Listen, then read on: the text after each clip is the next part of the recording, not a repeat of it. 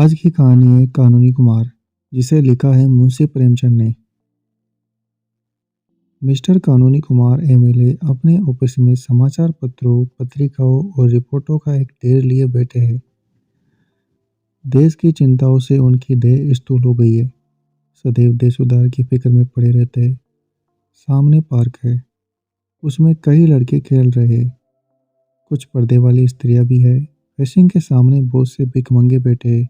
एक चाय वाला एक ब्रश के नीचे चाय बेच रहा है। कानूनी कुमार, आप ही आप।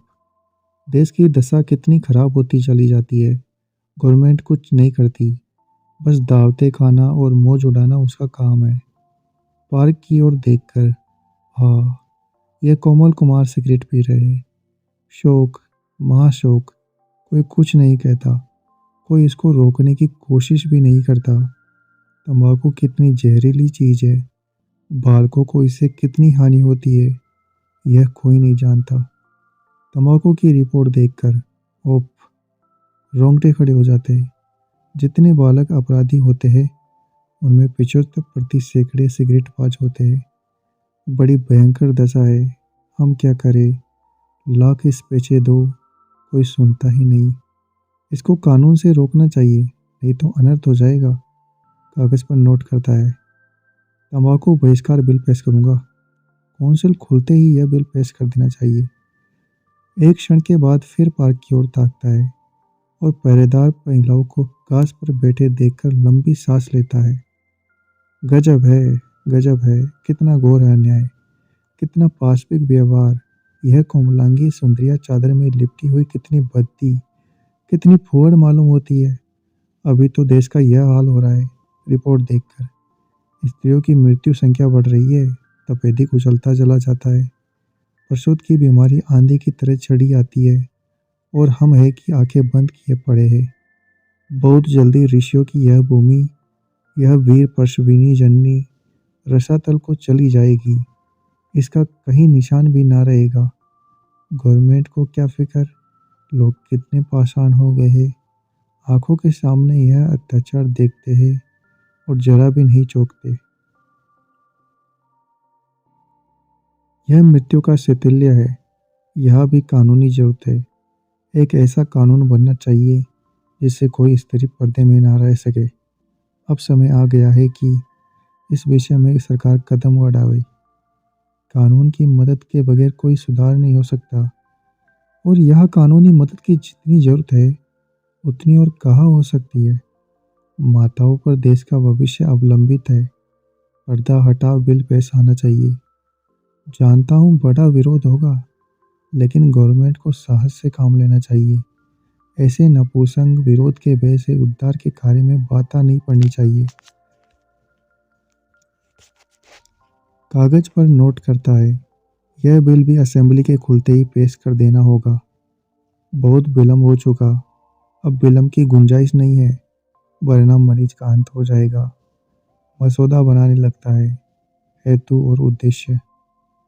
सहसा एक भिक्षुक सामने आकर पुकारता है, जय हो सरकार की, लक्ष्मी फले फूले, कानूनी हट जाओ। ये सुअर कोई काम क्यों नहीं करता? भिक्षुक, बड़ा धर्म होगा सरकार, मारे भूख की आंखों तले अंधेरा। कानूनी, चुप रहो सुअर, हट जाओ सामने से, अभी निकल जाओ, बहुत दूर निकल जाओ। मसौदा छोड़कर फिर आप ही आप। यह ऋषियों की भूमि आज भिक्षुकों की भूमि हो रही है। जहाँ देखिए बाहर रेवड़ के रेवड़ और दल के दल भिखारी। यह गवर्नमेंट की लापरवाही की बरकत है। इंग्लैंड में कोई भिक्षुक भीख नहीं मांग सकता।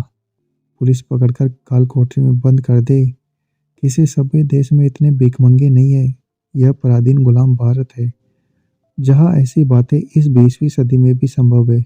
उफ, कितनी शक्ति का अपव्यय हो रहा है। रिपोर्ट निकालकर 50 लाख आदमी केवल भिक्षा मांगकर गुजर करते हैं। और क्या ठीक है कि संख्या इसकी दुगनी ना हो? यह पैसा लिखाना कौन पसंद करता है? 1 करोड़ से कम भिखारी इस देश में नहीं है।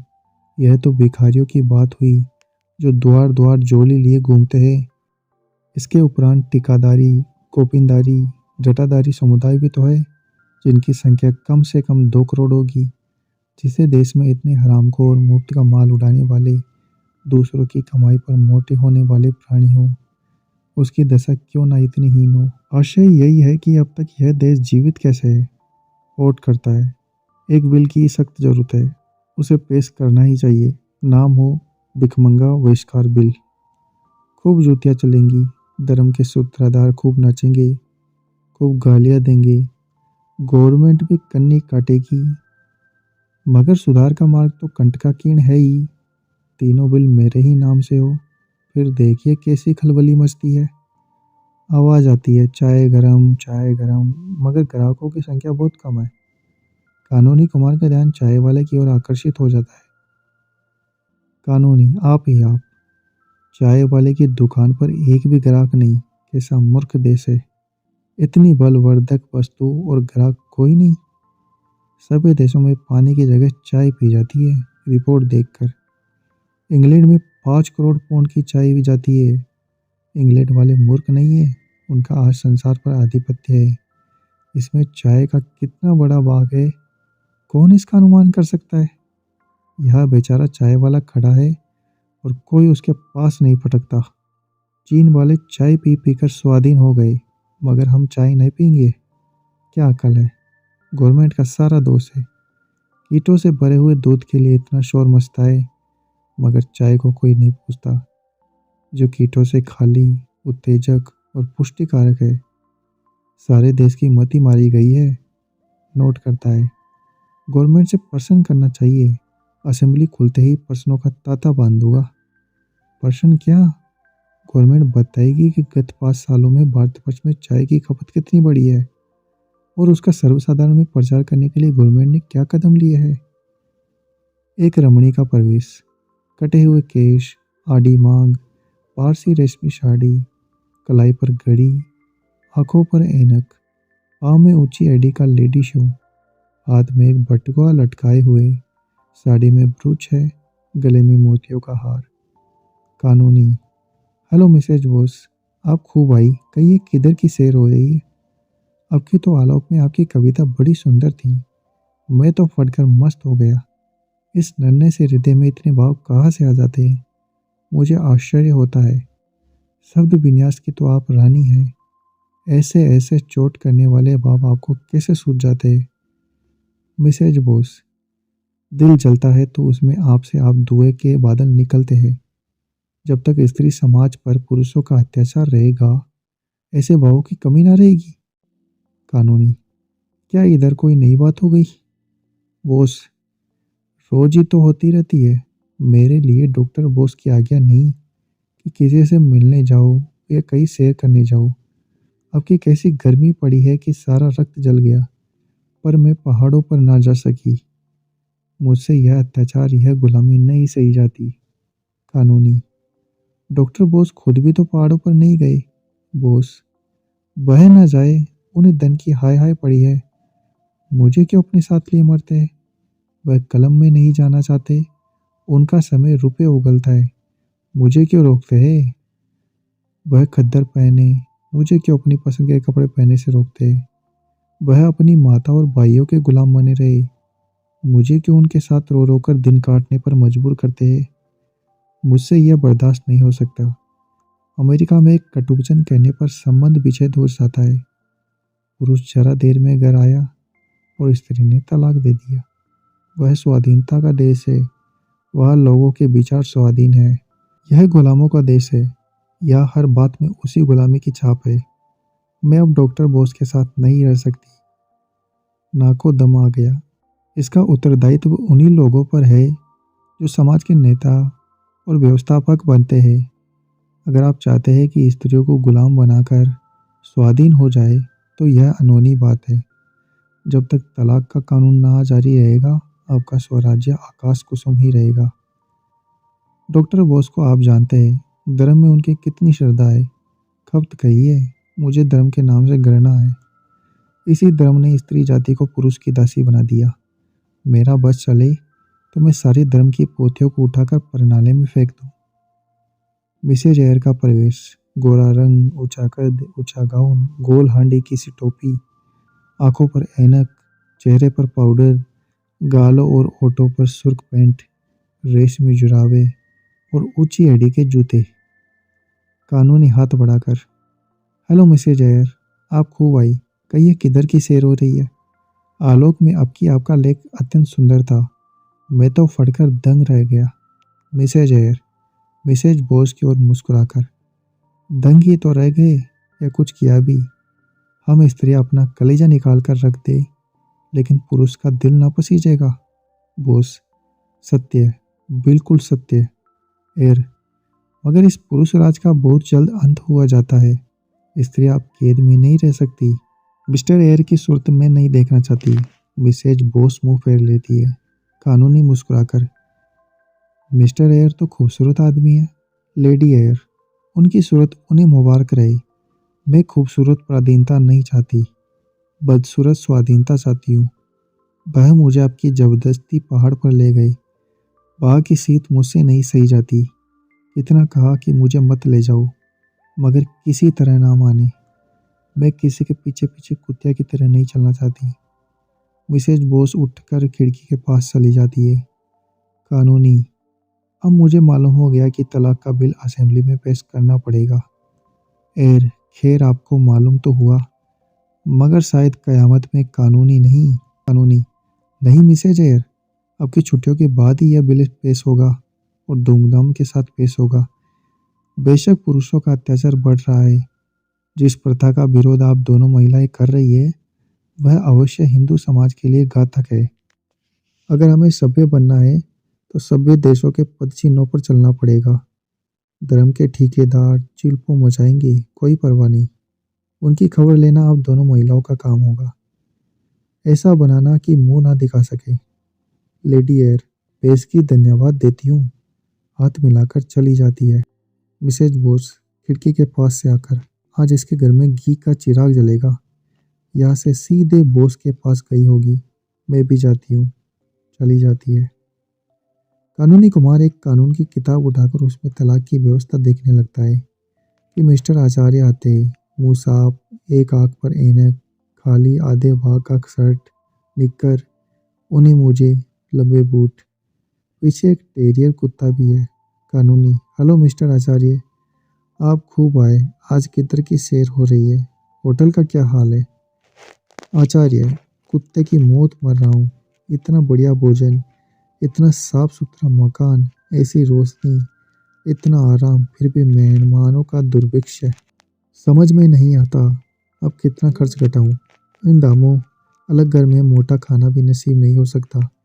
उस पर सारे जमाने की झंझट, कभी नौकर का रोना, कभी दूध वाले का रोना, कभी धोबी का रोना, कभी मेहतर का रोना। यह सारी जंजाल से मुक्ति हो जाती है, फिर भी आधे कमरे खाली ही पड़े हैं। कानूनी, यह तो आपने बुरी खबर सुनाई। आचार्य, पश्चिम में क्यों इतना सुख और शांति है? क्यों इतना प्रकाश और धन है? क्यों इतनी स्वाधीनता और बल है? इन्हीं होटलों के प्रसाद से। होटल पश्चिमी गौरव का मुख्य अंग है, पश्चिमी सभ्यता का प्राण है। अगर आप भारत को उन्नति के शिखर पर देखना चाहते हैं तो होटल जीवन का प्रचार कीजिए। इसके सिवा दूसरा उपाय नहीं है। जब तक छोटी छोटी घरेलू चिंताओं से मुक्त ना हो जाएंगे, आप उन्नति नहीं कर सकते। राज्यों, रईसों को अलग घरों में रहने दीजिए। वह एक ही जगह 10 खर्च कर सकते हैं। मध्यम श्रेणी वालों के लिए होटल के प्रचार में ही सब कुछ है। हम अपने सारे मेहमानों की फिक्र अपने सिर लेने को तैयार है। फिर भी जनता की आंखें नहीं खुलती। इन मूर्खों की आंखें उस वक्त तक नहीं खुलेगी जब तक कानून ना बन जाए। कानूनी, गंभीर भाव से, हाँ मैं सोच रहा हूँ, जरूर कानून से मदद लेनी चाहिए। एक ऐसा कानून बन जाए कि जिन लोगों की आय 500 से कम हो, होटलों में रहे। क्यों? आचार्य, आप अगर यह कानून बनवा दे तो आने वाली संतान आपको अपना मुक्तिदाता समझेगी। आप एक कदम में देश को 500 वर्ष की मंजिल तय करा देंगे। कानूनी, तो लो, अब की यह कानून भी असेंबली खुलते ही पेश कर दूंगा। बड़ा शोर मचेगा, लोग देशद्रोही जाने क्या क्या कहेंगे, पर इसके लिए तैयार हूँ। कितना दुख होता है जब लोगों को अहीर के द्वार पर लुटिया लिए खड़ा देखता हूँ। स्त्रियों का जीवन तो नरक तुल्य हो रहा है। सुबह से 10-12 बजे तक रात घर के धंधों से फुर्सत नहीं। कभी बर्तन मांजो, कभी भोजन बनाओ, कभी झाड़ू लगाओ। फिर स्वास्थ्य कैसे बने, जीवन कैसे सुखी हो, कैसे सैर करे, जीवन के आमोद प्रमोद का आनंद कैसे उठावे, अध्ययन कैसे करे। आपको खूब कहा, एक कदम में 500 सालों की मंजिल पूरी हुई जाती है। आचार्य, तो आपकी बिल पेश कर दीजिएगा। कानूनी, अवश्य। आचार्य हाथ मिलाकर चला जाता है। कानूनी कुमार खिड़की के सामने खड़ा होकर होटल प्रचार बिल का मसविदा सोच रहा है। सहसा पार्क में एक स्त्री सामने से गुजरती है। उसकी गोद में एक बच्चा है। दो बच्चे पीछे पीछे चल रहे हैं। उधर के उभार से मालूम होता है कि गर्भवती भी है। उसका कृश शरीर, पीला मुख और मंद गति देखकर अनुमान होता है कि उसका स्वास्थ्य बिगड़ा हुआ है और इस बार का बहन करना उसे कष्टप्रद है। कानूनी कुमार, आप ही आप इस समाज का, इस देश का और इस जीवन का सत्यानाश हो। जहाँ रमणियों को केवल बच्चा जनने की मशीन समझा जाता है, इस बेचारी को जीवन का क्या सुख। कितनी ही ऐसी बहनें इसी जंजाल में फंसकर 32-35 की अवस्था में, जबकि वास्तव में जीवन को सुखी होना चाहिए, रुग्ण होकर संसार यात्रा समाप्त कर देती है। हाँ भारत, यह विपत्ति तेरे सिर से कब टलेगी। संसार में ऐसे ऐसे पाषाण हृदय मनुष्य पड़े हैं जिन्हें इस दुखियारी पर जरा भी दया नहीं आती। ऐसे अंधे, ऐसे पाषाण, ऐसे पाखंडी समाज को, जो स्त्री को अपनी वासनाओं की बेटी पर बलिदान करता है, कानून के सिवा और किस विधि से सचेत किया जाए, और कोई उपाय नहीं है। नर हत्या का जो दंड है, वही दंड ऐसे मनुष्यों को मिलना चाहिए। मुबारक होगा वह दिन जब भारत में इस नाशनी प्रथा का अंत हो जाएगा। स्त्री का मरण, बच्चों का मरण, इस समाज का जीवन ऐसे संतानों पर आधारित हो, उसका मरण। ऐसे मदमाशों को क्यों ना दंड दिया जाए। कितने अंधे लोग हैं। बेकारी का यह हाल है कि भरपेट किसी को रोटियां नहीं मिलती, बच्चों को दूध सोपन में भी नहीं मिलता, और ये अंधे हैं कि बच्चे पर बच्चे पैदा करते जाते हैं। संतान निग्रह बिल की जितनी जरूरत है इस देश को, उतनी और किसी कानून की नहीं। असेंबली खुलते ही यह बिल पेश करूंगा। पहले हो जाएगा, यह जानता हूँ, पर और उपाय क्या है। 2 बच्चों से ज़्यादा जिसके हो, उसे कम से कम 5 वर्ष की कैद, उसमें 5 महीने से कम लाल कोठरी ना हो। जिसकी आमदनी 100 रुपये से कम हो, उसे संतानोत्पत्ति का अधिकार ही ना हो। हान में बिल के बाद की अवस्था का आनंद लेकर कितना सुखमय जीवन हो जाएगा। हाँ, एक दफा यह भी रहे कि संतान के बाद कम से कम 7 वर्ष तक दूसरी संतान न आने पाए। तब इस देश में बच्चों के मुंह पर खून की सुर्खी नजर आएगी। तब मजबूत हाथ पांव और मजबूत दिल और जिगर के पुरुष उत्पन्न होंगे। मिसेज कानूनी कुमार का प्रवेश। कानूनी कुमार जल्दी से रिपोर्टों और पत्रों को समेट लेता है और एक उपन्यास खोलकर बैठ जाता है। मिसेज, क्या कर रहे हो। वही धुन। कानूनी, उपन्यास पढ़ रहा हूँ। मिसेज, तुम सारी दुनिया के लिए कानून बनाते हो, एक कानून मेरे लिए भी बना दो। इससे देश का जितना बड़ा उपकार होगा, उतना और किसी कानून से ना होगा। तुम्हारा नाम अमर हो जाएगा, घर घर तुम्हारी पूजा होगी। कानूनी, अगर तुम्हारा ख्याल है कि मैं नाम और यश के लिए देश की सेवा कर रहा हूँ, तो मुझे यही कहना पड़ेगा कि तुमने मुझे रत्ती भर भी नहीं समझा। मिसेज, नाम के लिए काम कोई बुरा काम नहीं है। तुम्हें यश की आकांक्षा हो तो मैं उसकी निंदा न करूँगी, भूलकर भी नहीं। मैं तुम्हें एक ऐसी तदबीर बता दूंगी जिससे तुम्हें इतना यश मिलेगा कि तुम उब जाओगे। फूलों की इतनी वर्षा होगी कि तुम उसके नीचे दब जाओगे। गले में इतने हार पड़ेंगे कि तुम गर्दन सीधी ना कर सकोगे। कानूनी उत्सुकता को छुपाकर, कोई मजाक की बात होगी। देखा मैंने, काम करने वाले आदमी के लिए इससे बड़ी दूसरी बाधा नहीं है कि उसके घर वाले उनके काम की निंदा करते हो। मैं तुम्हारे इस व्यवहार से निराश हो जाता हूँ। मिसेज, तलाक का कानून तो बनाने जा रहे हो, तब क्या डर है। कानूनी, फिर वही मजाक। मैं चाहता हूँ तुम इन प्रश्नों पर गंभीर विचार करो। मिसेज, मैं बहुत गंभीर विचार करती हूँ, सच मानो। मुझे इसका दुख है कि तुम मेरे भावों को नहीं समझते। मैं इस वक्त तुमसे जो बात करने जा रही हूँ, उसे मैं देश की उन्नति के लिए आवश्यक ही नहीं, परमावश्यक समझती हूँ। कानूनी, पूछने की हिम्मत तो नहीं पड़ती। अपनी जेब मिटाने के लिए हंसता है। मिसेज, मैं खुद ही कहने आई हूँ, हमारा वैवाहिक जीवन कितना लज्जास्पद है। तुम खूब जानते हो, रात दिन रगड़ा झगड़ा मचा रहता है। कहीं पुरुष स्त्री पर हाथ साफ कर लेता है, कहीं स्त्री पुरुषों की मूंछों के बाल नोचती है। हमेशा एक ना एक गुल खिला ही करता है। कहीं एक मुंह फुलाए बैठा है, कहीं दूसरा घर छोड़कर जाने की धमकी दे रहा है। कारण जानते हो क्या है? कभी सोचा है? पुरुषों की रसिकता और कृपणता, यही दोनों है मनुष्य के जीवन को नरक तुल्य बनाए हुए है। जिधर देखो अशांति है, विद्रोह है, बाधा है। साल में लाखों हत्याएं इन्हीं बुराइयों के कारण हो जाती है। लाखों स्त्रियां पतित हो जाती है, पुरुष मद्य सेवन करने लगते हैं। यह बात है या नहीं? कानूनी बहुत सी बुराइयां ऐसी है जिन्हें कानून नहीं रोक सकता। मिसेज कहा मारकर। अच्छा, क्या आप भी कानून की अक्षमता स्वीकार करते हैं? मैं यह नहीं समझती थी। मैं तो कानून को ईश्वर से ज़्यादा सर्वव्यापी और सर्वशक्तिमान समझती हूँ। कानूनी फिर तुमने मजाक शुरू किया। मिसेज अच्छा लो, कान पकड़ती हूँ। अब ना हंसूंगी। मैंने उन बुराइयों को रोकने का एक कानून सोचा है। उसका नाम होगा दंपति सुख शांति बिल। उसकी दो मुख्य धाराएं होंगी। कानूनी बारीकियां तुम ठीक कर लेना। एक धारा होगी कि पुरुष अपनी आमदनी का आधा बिना कान पूछ हिलाए स्त्री को दे दे। अगर ना दे तो 5 साल कठिन कारावास और 5 महीने काल कोठरी। दूसरी धारा होगी 15 से 50 तक के पुरुष घर से बाहर ना निकलने पाए। अगर कोई निकले तो 10 साल कारावास और 10 महीने काल कोठरी। बोलो मंजूर है? कानूनी गंभीर होकर। असंभव। तुम प्रकृति को पलट देना चाहती हो। कोई पुरुष घर में कैदी बनकर रहना स्वीकार न करेगा। मिसेज वह करेगा, और उसका बाप करेगा। पुलिस डंडे के जोर से कराएगी। ना करेगा तो चक्की पीसनी पड़ेगी। करेगा कैसे नहीं? अपनी स्त्री को घर की मुर्गी समझना और दूसरी स्त्रियों के पीछे दौड़ना क्या खालाजी का घर है? तुम अभी इस कानून को अस्वाभाविक समझते हो। मत घबराओ, स्त्रियों का अधिकार होने दो। यह पहला कानून ना बन जाए तो कहना कि कोई कहता था स्त्री एक एक पैसे के लिए तरसे। आप गुलछर्रे उड़ाए। दिल लगी है, आधी आमदनी स्त्री को दे देनी पड़ेगी, जिसका उससे कोई हिसाब ना पूछा जा सकेगा। कानूनी तुम मानव समाज को मिट्टी का खिलौना समझती हो। मिसेज कदापि नहीं।